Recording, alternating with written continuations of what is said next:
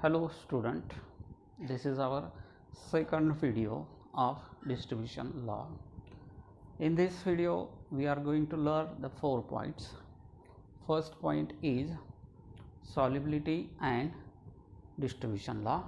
Second point is distribution law when there is a association. Third point, distribution law when there is a dissociation. And fourth point is Henry's law.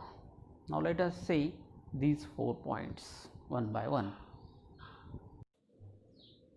Hello student, today we are going to study solubility and distribution law. Now let us consider a solvent 1, solvent 2. These two solvents are immiscible or non-miscible, and solute X. The solute X is miscible in solvent 1 as well as in solvent 2. Now all these three are taken in a vessel and it is mixed in that vessel. If we shake all this mixture, after some time we will get two layers. Layer 1 is for solvent 1 and layer 2 is for solvent 2. Again the solute get distribute itself between the two solvents according to the Nernst distribution law. At equilibrium we can say that the ratio of concentration of solute X in solvent 1 to the ratio of concentration of solute X in solvent 2 is constant. For that purpose, if C1 is a concentration of solute X in solvent 1 and C2 is a concentration of solute X in solvent 2, we can write according to the Nernst distribution law that C1 upon C2 is equal to Kd. This is the equation number 1 according to the Nernst distribution law. But we know that the concentration of any solute in a solvent, it depends upon its solubility. More is the solubility, more will be the concentration. Therefore concentration is directly proportional to the solubility. Therefore we can write for concentration of solute in solvent 1 is proportional to the solubility of that solute in solvent 1, and C2 is proportional to the solubility of solute in solvent 2. This is the equation number 2, this is the equation number 3. From the equation 1 we can, from the equation 2 and 3 we can write C1 upon C2 is equal to S1 upon S2, equation number 4. Now from equation 1 and 4 we can write S1 upon S2 is equal to Kd. This is the equation which gives the relation between the solubility and the distribution coefficient. If you know the solubility of a solute in one solvent and the distribution coefficient, we can find out the solubility of that solute in another solvent. In this way there is a relation between solubility and the distribution law. Now let us see the next point, that is association and dissociation of solute in solvent. In generally it is found that when we mix a solute in two solvent which are non-miscible in a vessel or which are in direct contact with each other, then that solute get distribute itself in between the two solvent according to the Nernst distribution law. The molecular state of the solute in the both the solvent is the same, but this is not always. Sometimes it is found that the molecules may undergo association. Now this happens in any solvent or both the solvent, the molecules get combined to form a associate molecule, that is called as a association. Or it may be possible that there is a dissociation, that means in one of the solvent or both the solvent, the molecules of a solute undergo dissociation, forming radicals or the ions. Now let us say the first term, that is when solute undergoes association. For that purpose, let us consider the two solvent, that is solvent A and solvent B. Both are non-miscible, which are immiscible, and a solute X. Now that solute X, solvent A and solvent B, are taken in a vessel, and after mixing or shaking, then we will get the two layers of that solvent. Now let us see this figure. It shows that there is a formation of two layers. This layer is of solvent A, this layer is of solvent B. The X get distributed between the two layers. As some of the X molecules from solvent A passes to the solvent B, some of the X molecules from solvent B passes to the solvent A. These two processes take place simultaneously, and at the same time, after some time, there will be the equilibrium.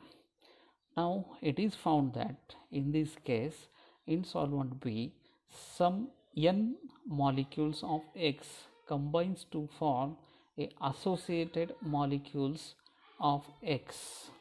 These associated molecule of X get again converted into the normal molecules of X.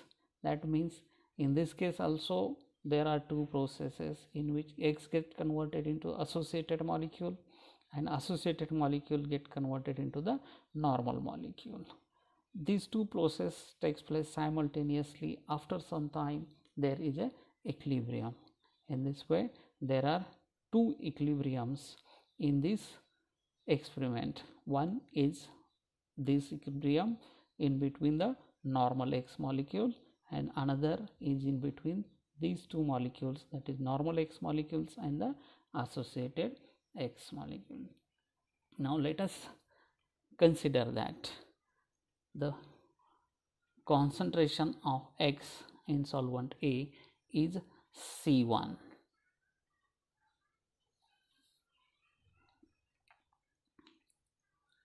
Let C1 is equal to concentration of X in solvent A. C2 concentration of X in, let it is C3 concentration of X in solvent B. Now concentration of this, it is C2. The concentration of Xn type of molecules in solvent B. Now C1 is the concentration of X in solvent A. C3 is the concentration of X in solvent B, and the concentration of Xn is C2 in solvent B. Now there are two equilibria. Now let us consider the first equilibria, in which X in solvent A is in equilibrium with X in solvent B. Now to this we can apply the Nernst distribution law. The concentration of X in solvent A is C1, therefore it is C1. the concentration of X in solvent B, concentration of X in solvent B is a C3, therefore C1 upon C3 is equal to K. It is a constant called as the distribution coefficient or distribution constant. This is the equation number 1.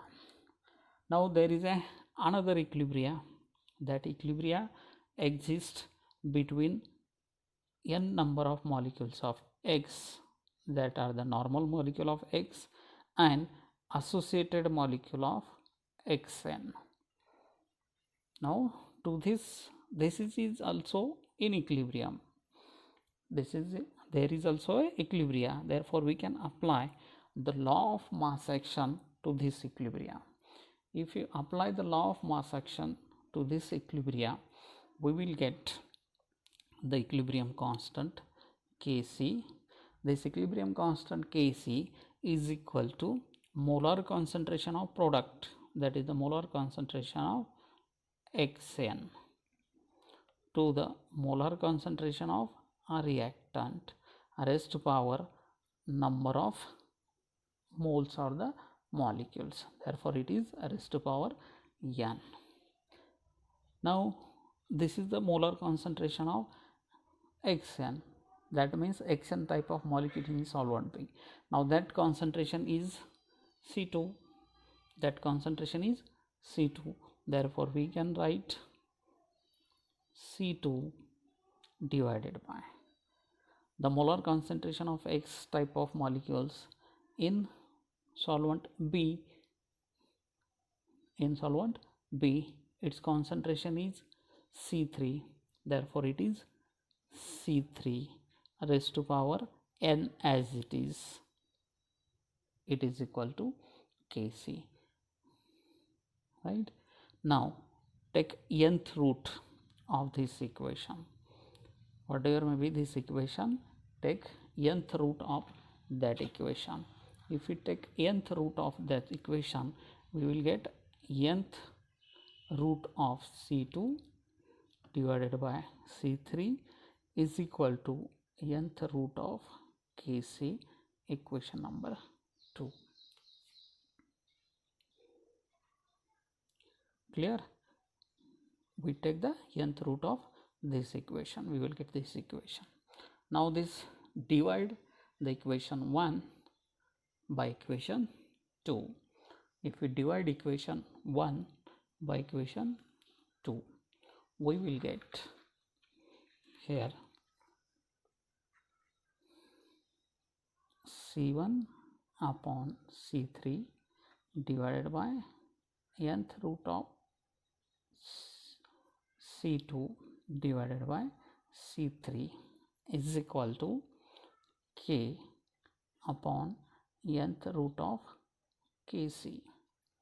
If you rearrange it, you will get C1 upon nth root of C2 is equal to K upon nth root of Kc. Now this K is a constant, this Kc is also constant, therefore this ratio becomes new constant. Suppose it is equal to Kd, therefore C1 upon nth root of C2 is equal to Kd. Now this is a Nernst distribution law for whenever there is a association. Now this is a equation for the distribution law when there is a association, that is C1 upon nth root of C2 is equal to Kd.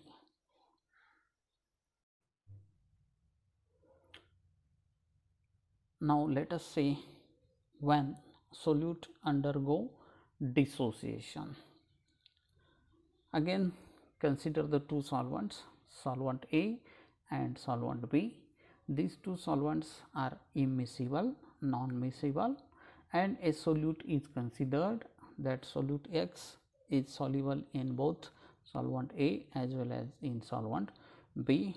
If you mix all these three in a vessel, and after some time we will get the two layers, one layer is for solvent A, another layer is for solvent B, and the solute X get distributed into both the solvents.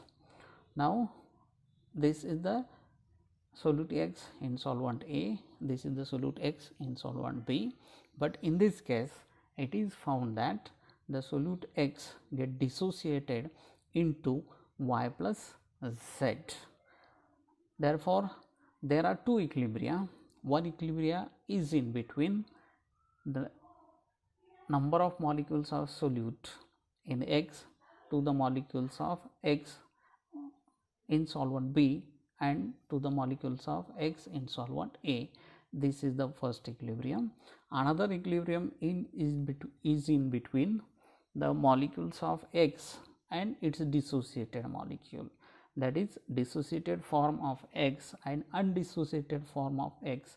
This is also another equilibrium, because this takes place simultaneously. X get converted into Y and Z, again Y and Z combines together to give the X. Therefore, after some time there is a equilibrium between undissociated and dissociated form of a solute X. Now for that purpose, let us consider C1 be the concentration of X in solvent A. C1 is a concentration of X in solvent A. Now C2 be the total concentration of X in solvent B. C2 is a total concentration of X, that means dissociated and undissociated, all these combine is a concentration C2. All these molecules combines together give the concentration C2. Now here is the dissociation of the X molecules into Y and Z. Therefore, it is having a degree of dissociation. Now this is the alpha is the degree of dissociation. If alpha is degree of dissociation for this equilibria, now this is the equilibria X reversible with Y plus Z, we can write at equilibrium the alpha is degree of dissociation, that is the number of moles of Z will be X alpha, number of moles of Y will be alpha. At the same time, the number of moles of X will be the 1 minus alpha, provided that the number of moles which we taken at the beginning will be the 1. Now if these are the number of moles, then the concentration will becomes C2 into alpha. This is the total, C2 is the total concentration of dissociated and undissociated. Therefore, that total concentration multiplied by mole fraction or the number of moles of Z is the alpha, that is C2 into alpha is the concentration of Z at equilibrium. C2 into alpha will be the concentration of Y at equilibrium, and at equilibrium the concentration of undissociated molecules will be the C2 into 1 minus alpha. Now according to the Nernst distribution law, whenever there is association and dissociation, we can apply the Nernst distribution law only that part which is having the same molecular state. Now the molecular state of this solute in solvent B is same to that of this solute in solvent A. Therefore, we can apply the Nernst distribution law to this equilibria. Therefore, concentration of the solute X in solvent A to the concentration of solute X in solvent B gives the Nernst distribution law.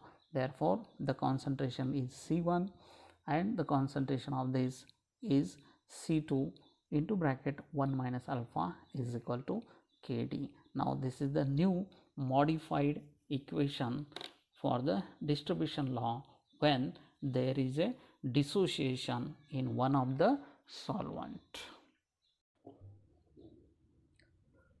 Now next point is a Henry's law. Henry's law is a one of the form of Nernst distribution law. Now this Henry's law states that at constant temperature the solubility of a gas in a liquid is proportional to the pressure of the gas above it. Mathematically, the law states that C is equal to K into P, where C is the solubility or the concentration, K is the constant called as Henry's constant, and P is the pressure of the gas. Now let us say how that Henry's law can be derived or explained. Consider a container in which there is a liquid and it is in contact with a gas. That means the container is half filled with that of liquid and another part is empty, or there is a space in which there is a gas. Now if we mix that vessel, or if you shake that vessel, it is found that some of the gas molecules get dissolved into the liquid and some of the gas molecules which are dissolved in the liquid escape into the space above that liquid. That means there are two phases, that is phase A is a liquid and phase B is a gas phase. Therefore these two phases are there, and in that two phases one of the gas get dissolved. Two phases and one solute is there. Clear?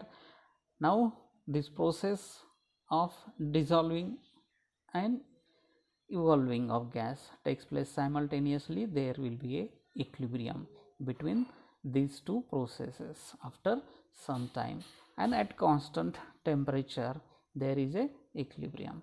At equilibrium, if you measure the concentration of gas which is dissolved in the liquid and the concentration of gas which is present in this space, suppose C1 is the concentration of gas in phase B and C is the concentration of gas in phase A. Therefore we can apply the Nernst distribution law to this equilibria. We can write the concentration of a solute or the gas in phase A, that is C, divided by the concentration of a gas in phase B, that is C1. Therefore C upon C1 is a constant K. This is according to the Nernst distribution law. Now C1 is a concentration of gas in phase B. Now this concentration of gas in phase B is directly proportional to the pressure of the gas in this space. Therefore we can write this C1 proportional to the pressure, and hence this equation number 1 becomes C upon P is equal to K, or C is equal to K into P. Now this is the Henry's law, where the concentration of a gas in a liquid is proportional to the pressure of the gas above that liquid at constant temperature, and mathematically it is given as C is equal to K into P, where K is called as a Henry's constant and this equation is called as a Henry's law equation. Now this Henry's law equation or Henry's law is applicable in our day-to-day life. If you open a soft drink bottle like that of a Coca-Cola, what happens when it is closed, that lid is packed, at that time there is no any bubble inside that Coca-Cola bottle, but when you open that lid of a Coca-Cola bottle, you find that there are the bubbles of a gas which are evolving from that Coca-Cola liquid. Now why this happens? Now the principle is the Henry's law. Now think on that and give the answer why that happens. Thank you.